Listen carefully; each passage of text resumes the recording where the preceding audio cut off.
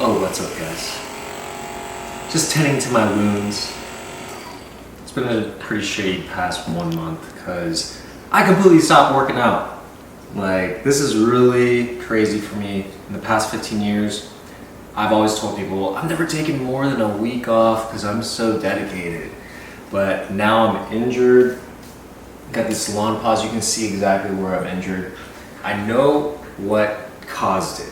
So I was doing boxing. I know this because I look back in my most recent, most painful moments. It was when I was shadow boxing with the 14-ounce boxing gloves on. I'm getting loose like the YouTube videos tell me to, because the looser you are, the more power you got, and if you're stiff, the less power you got. I'm in the garage, just getting it in, and then I basically launch my whole arm or throw it. So happens that my socket is feeling pretty loose or was loose, and I dislocate my shoulder slightly. Guess what the next thing happens? I'm like, why?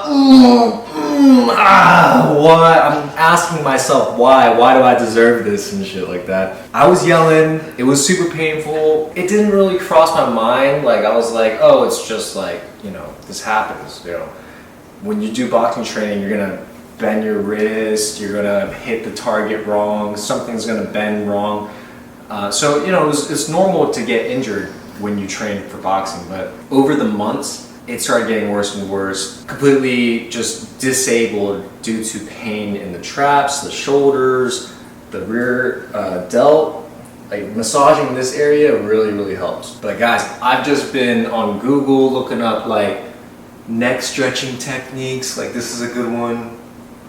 And then if, like, let's say this side's in pain, you put your left arm over here, and then you get your right arm and pull this way. Oh, this one gets it real good. That's where I've been, rehabilitating and doing like my own scientific methods or scientific tests, because I'm trying to figure this out without paying $600 at an MRI. I'm not gonna pay $600 to go to the MRI people and have them tell me, sir, you've got a rotator cuff injury. And I'm like, oh my God, yeah, no shit. I'm boxing, this is my shoulder. We all know I got a rotator cuff injury, and I've had one in the past when I'm playing basketball with my friends when I'm a teenager. Basically, we're going up to block it, and my whole arm hyperextends. And that's when I had my first rotator cuff experience, and it takes months to heal, 3 to 4 months. It's probably been like 2 months now since the whole shadow boxing ordeal. But anyways, guys, as you can see, let's go over here. As you can see, I haven't really suffered too much muscle loss. The biceps, I haven't touched a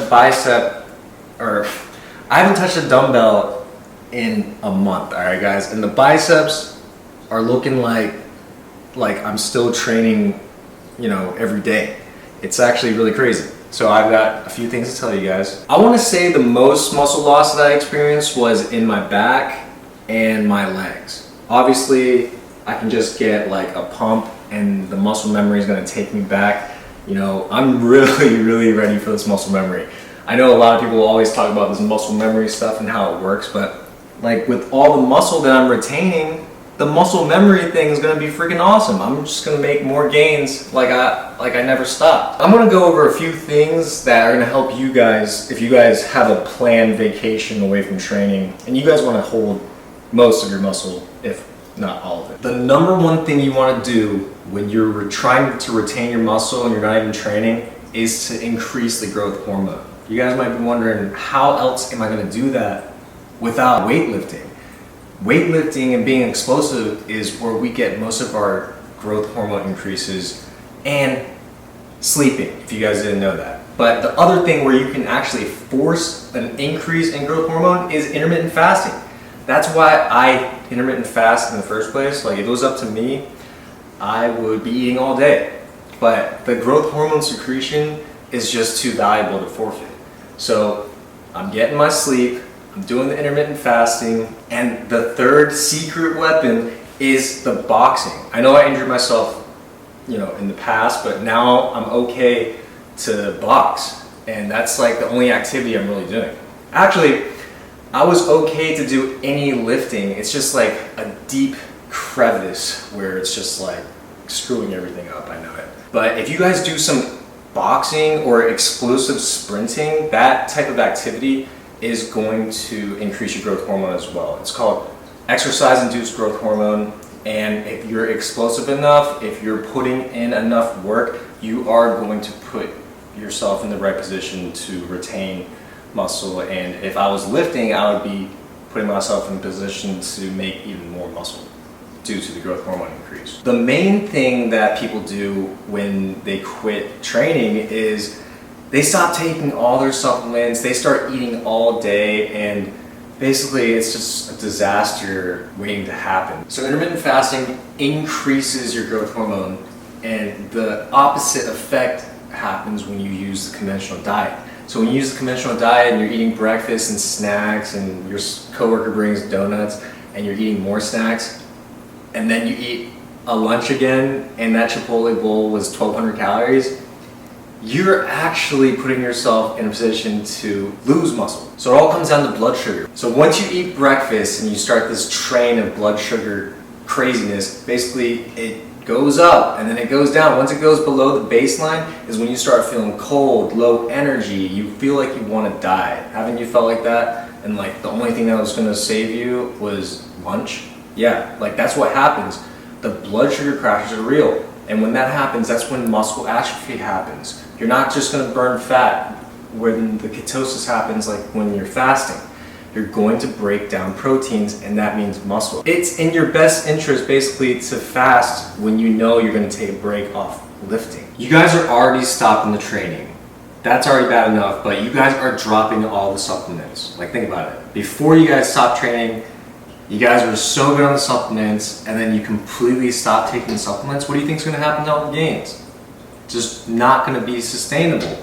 You're going to lose that 10 to 20 pounds. Like, imagine if you're full blasting creatine and then you completely stop working out and you completely stop using creatine. You're going to lose 20 pounds, guaranteed.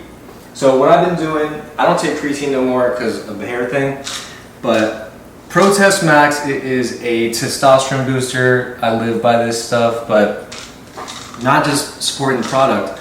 I'm saying if you're going to use supplementation, you got to keep using it even during your break period. So for the past month, I've literally only missed like 2 days on accident. I wanted to take it every day, but obviously you guys saw a second ago, the muscle retention is real. So you guys get your growth hormone up, get the macros in, still take the supplements. You guys are in the best position to retain the muscle. I'm like personally super surprised about all the muscle I retained, and I'm so excited to get back into it. Even though I'm still in pain, you know, I'm gonna figure this out, but I'm super excited to get back into it and test this muscle memory stuff out. So hope you guys apply these methods and, you know, use them when you want to take a little break from working out and retain all of your muscle. Like, comment, and subscribe, guys. I'll see you next video. Peace.